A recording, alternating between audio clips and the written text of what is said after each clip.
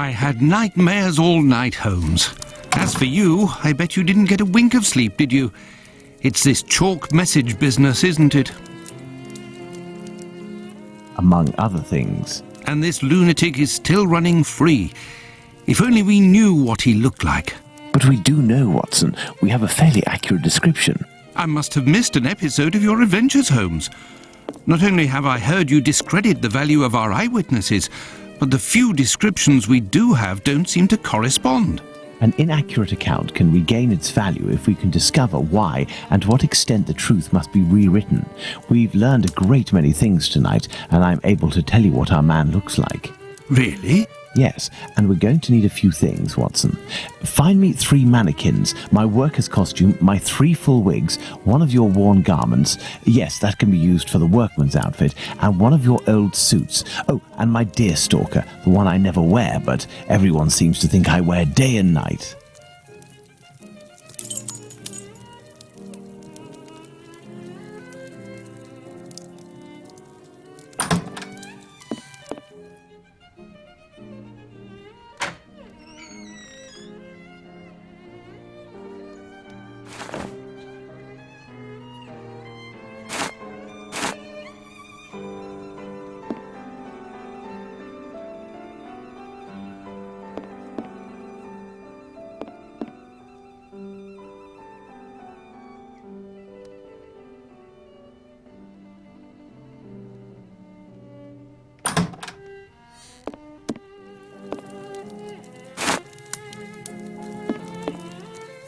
We shall place our mannequins here, Watson.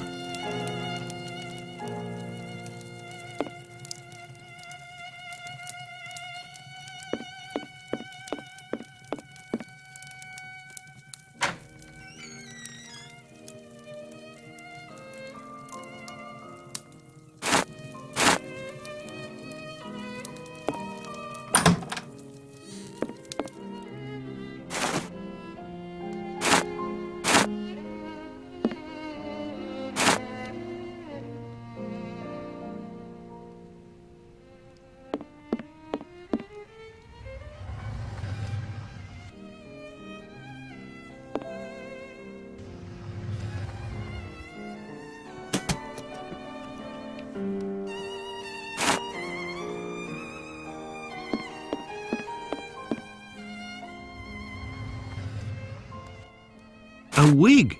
This will come in handy.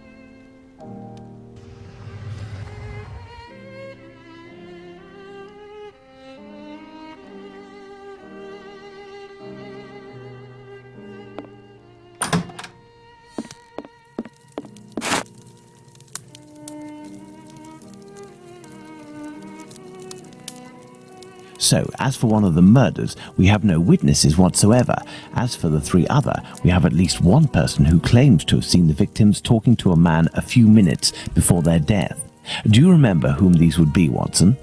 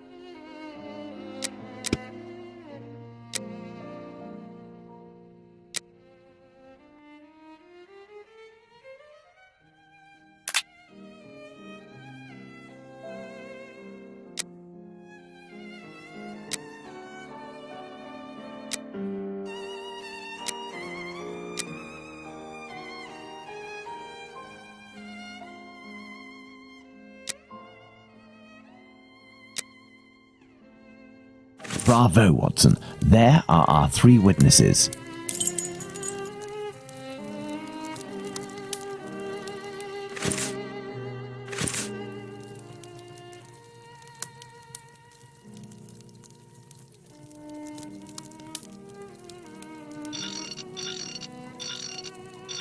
There is an error, Watson. Let's reread Abraham's testimony.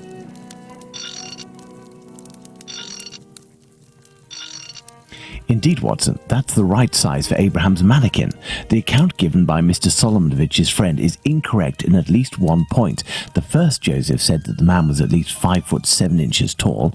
The second Joseph said he was 3 inches taller than the victim, whom we know was 5 feet tall, which would suggest a height of 5 foot 3 inches.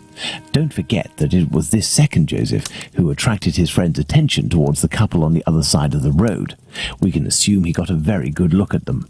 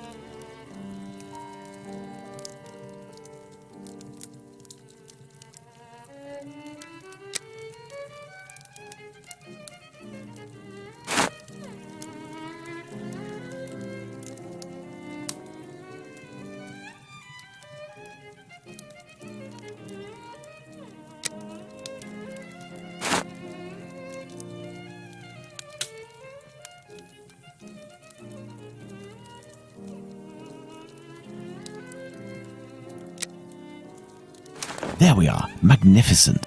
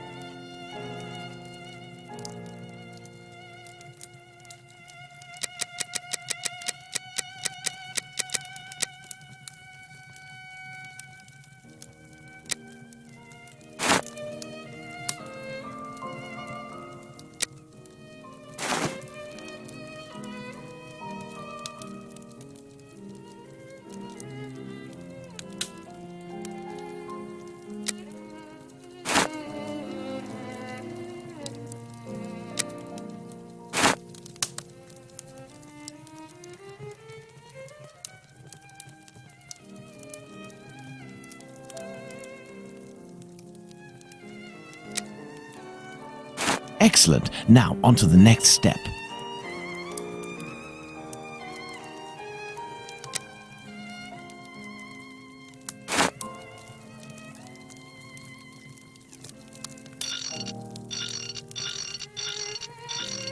As for young P.C. Smith's account, he must have been mistaken about this person's real height.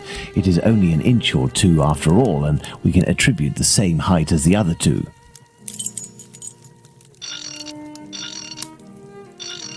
Perfect, Watson.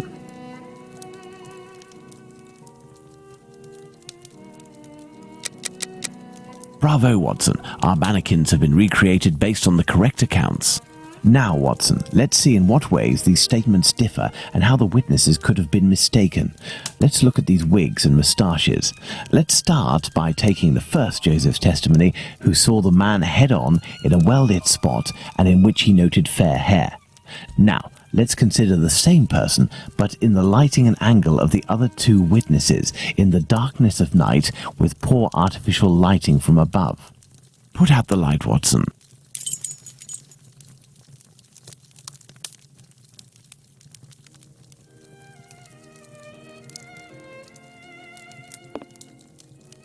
Thus, poor lighting and a backlit subject can affect our perception of shades and colours.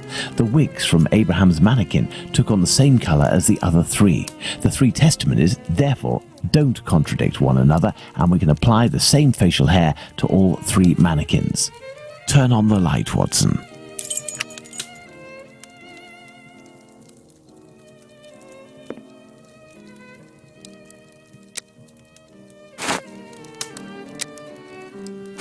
Yes, I have, Holmes. Well done, Watson. With regards to the murderer's hair, the three witnesses should agree on Abraham's testimony. As Joseph is the only one who saw our man in full light, his hair must therefore be fair. You see, Watson, it is hard to draw objective conclusions when one is an eyewitness to an event. This leads us to reconsider the various statements regarding the supposed age of the man. Even if you are face to face with someone in full light and for a period of several hours, to what extent can you determine their exact age? And even more so if you observe them for only a few seconds and or from behind. We must allow some flexibility when considering our witnesses' statements, but always scientific flexibility.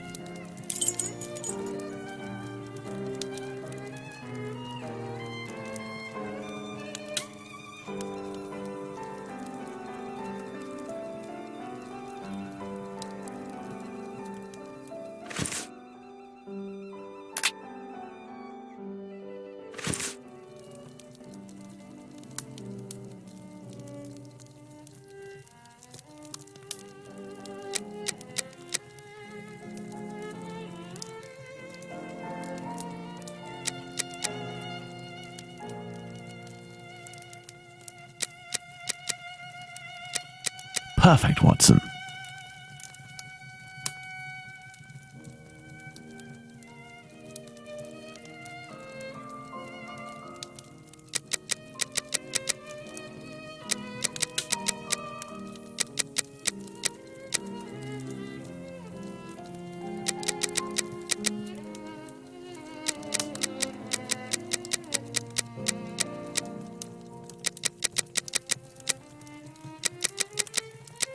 Excellent. Now, on to the next step.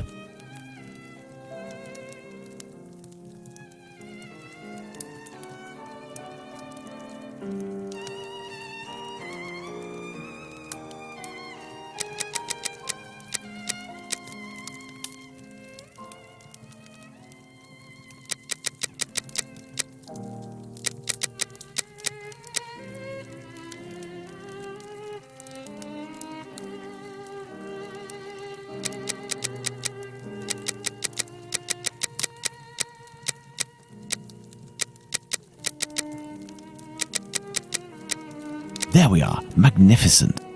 Yes, I have, Holmes. Now that we have fully considered the witness accounts, let's see to what extent they agree. If we apply the range of error for each of our dummies, we can deduce the age of our murderer as precisely as possible.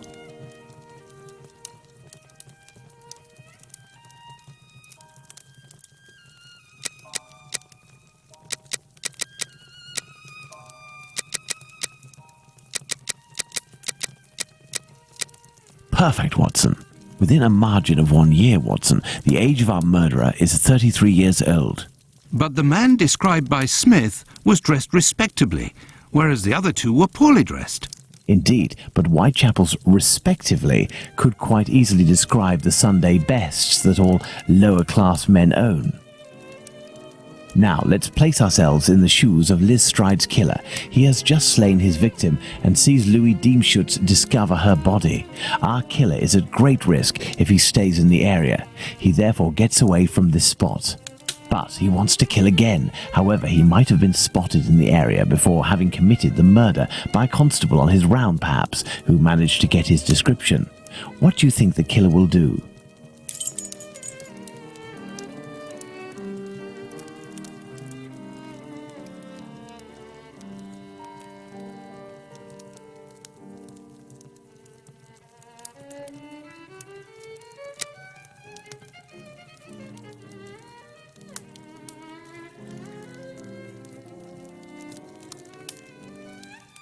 Go back home or to a safe location, change his clothes and leave again in search of another victim. It's the only possible explanation, Watson. The man returned to the safety of his lodgings and then decided to go out again with new clothes and repeat his sinister nocturnal work. That's how the discrepancies between the witnesses with regards to clothing can be explained. What a cold-blooded animal! And what determination! Powerful motives are pushing this man. Thus, we can conclude that the respectable man with the package may very well have been seen by the two Josephs. Even if it is just a mannequin, it's giving me goosebumps. But have we really made any progress, Holmes? I mean, there must be thousands of men in Whitechapel who match this description, wouldn't you say? You're right, Watson. We have worked on who, now let's work on where. We need a map of Whitechapel, and please also find me a pencil, 2 compasses, one of which can draw ellipses.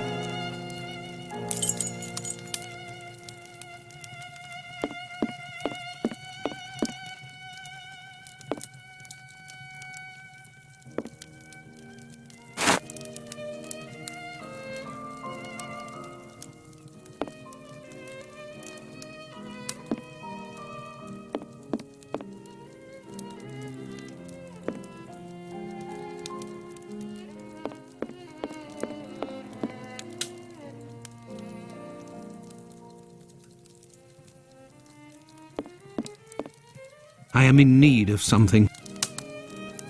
First of all, let's place our 4 murders on this map, as well as the spot where the graffito appeared and the piece of apron was dropped.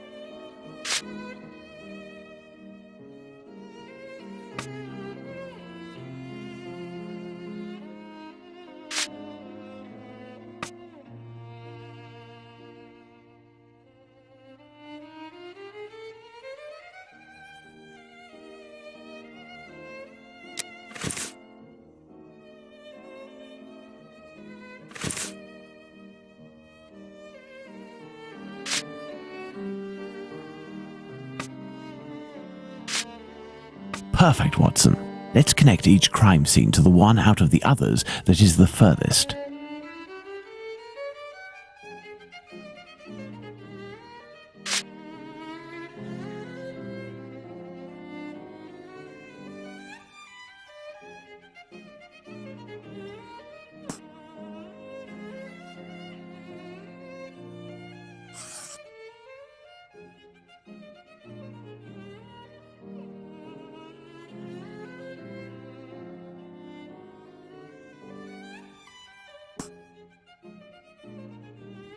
You see, Watson, the murders aren't grouped together, but seem to be spread out like cardinal points around a central zone.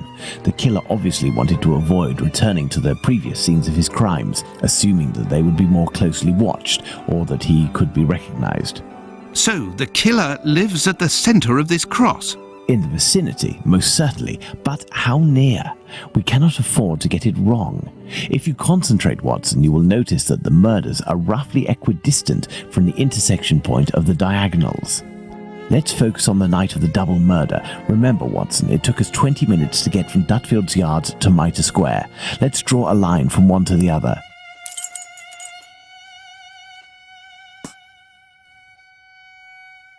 Perfect. We didn't make the trip as the crow flies, but that would not harm our estimate.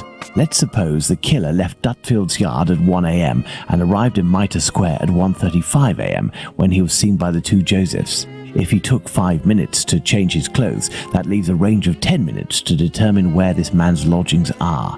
We must determine the area in which one can go from Dutfield's Yard to Mitre Square in less than half an hour. To do this, let's draw an ellipsis. The length between Dutfield's Yard and Mitre Square corresponds to 20 minutes. By adding half, we get a distance of 30 minutes. By taking the two right segments, each starting from the two murder scenes, and which the sum of the lengths makes 30 minutes, we get our ellipsis.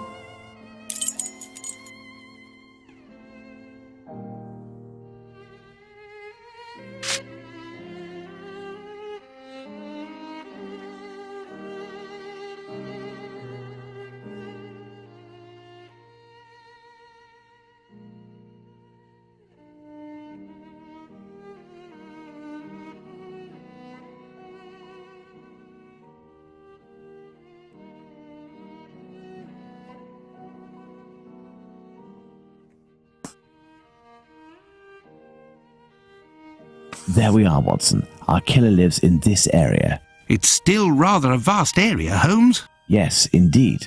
And our goal is to reduce this area as much as we can. We must consider the fact that the murder at Mitre Square was committed under a certain amount of pressure, given that the killer knew he was wanted for the acts he committed not long before. We can assume that he had to do it in a safe zone, that is, an area not far from where he lives. This is especially true of an act such as the graffiti he carried out after 2 murders. Let's trace a circle around this point, with the distance separating it from Mitre Square as the radius. This will enable us to determine our killer's safe zone.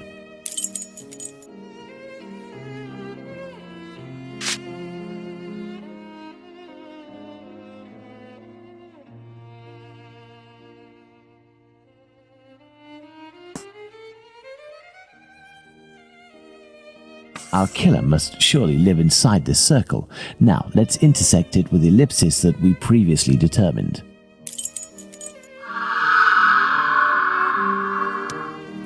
There we are, Watson, the Aldgate district. Shouldn't we inform the police so that they can concentrate their efforts on this area of Whitechapel? It is probably already crawling with inspectors, Watson, and I doubt that they would take us seriously, even if they were willing to listen to what we had to say. Let's focus instead on understanding the killer's modus operandi.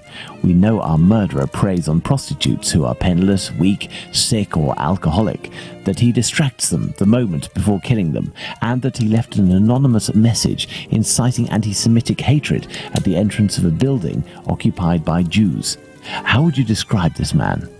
What a coward! Indeed, he is a person of great cowardice. Let's look at his murders, and in particular, the depredations on the corpses, putting aside that of Liz Stride, because on that occasion his work was left unfinished. If we recall the observations made on the victims and the parts that were mutilated or damaged on each of the bodies, without forgetting the fact that he also removed one or more organs, we can ascertain that our killer evolves during the course of the murders, cowardly and still evolving. And yet, look at the location of our first murder, that of Polly Nichols in Bucks Row. It is the most distant from the area our killer would appear to live. Perhaps this murder was preceded by another within the killer's area. I believe a cowardly killer would commit his first murder in an area close to his home, in order to find refuge as quickly as possible on carrying out the act. Holmes, an idea just occurred to me that fills me with dread. This evolution of which you speak. He will pursue his next victim as long as the conditions permit him to continue killing, Watson. But how could one go even further in this horror? Look at what he did to that woman, Catherine Eddowes.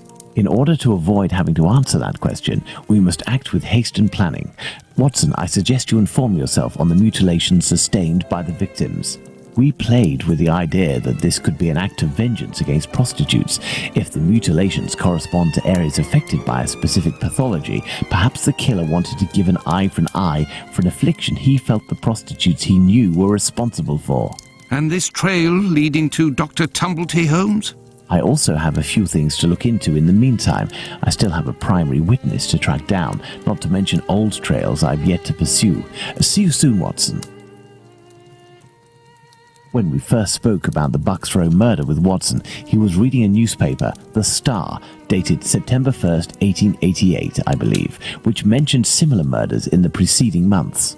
I have no chance of finding the police reports, but perhaps I could find some information at the Central News Agency. I must go there at once. Afterwards, I'll go back to see Abraham, the owner of the pet shop in Whitechapel. The second Joseph's statement would lead me to believe that he may know the man spotted on the corner of Church Passage that night. If that's the case, I must find this witness so I can question him.